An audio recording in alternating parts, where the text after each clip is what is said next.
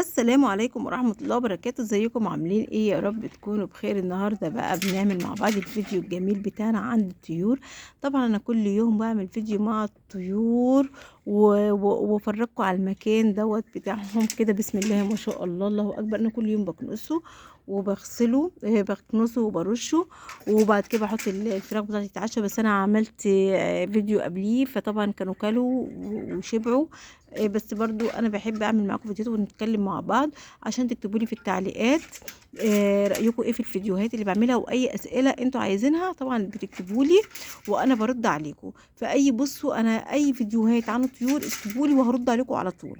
مش اي فيديوهات، اي اسئله عن الفراخ، عن اي حاجه، وصفات طبخ اكل، اي حاجه اكتبوا لي وانا هرد عليكم. علشان انا قناتي بعمل فيها كل حاجه، كل ما يخص الطيور، كل ما يخص الطبخ، ايه وصفات. يعني عامله في قناتي حاجات كتيره جدا جدا، ادخلوا شوفوا. بس اهم حاجه ما تنسوش اللايك والاشتراك في القناه عشان يوصل لكم مني كل جديد.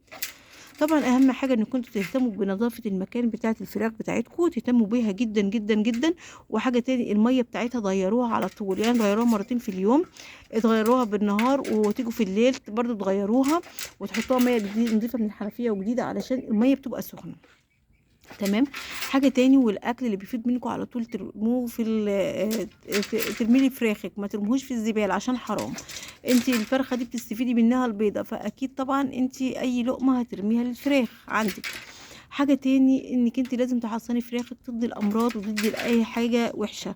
طب تحصنيها ازاي؟ انك انت مثلا تستعمل المضاد الحيوي القوي الفعال هو البصل عند الفراخ.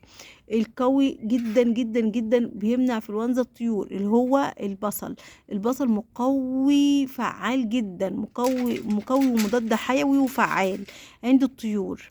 اللي هو يمنع الانفلونزا للطيور ويمنع الوباء. لان بيبقى عندي جيرانك مثلا طيورهم عيانه، ولو انت يعني الجيران بتوعك والفراخ بتاعتك فبيلاحقوا البعض، يعني ايه، الفراخ بتشم العدوى.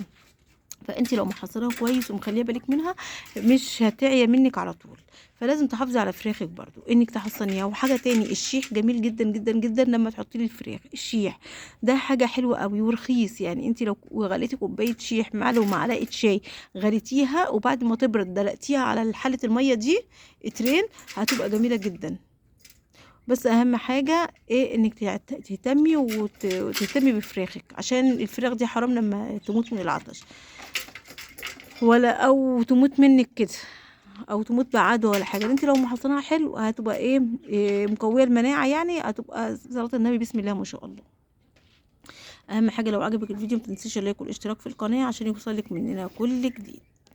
استنظروني في فيديو جديد باذن الله.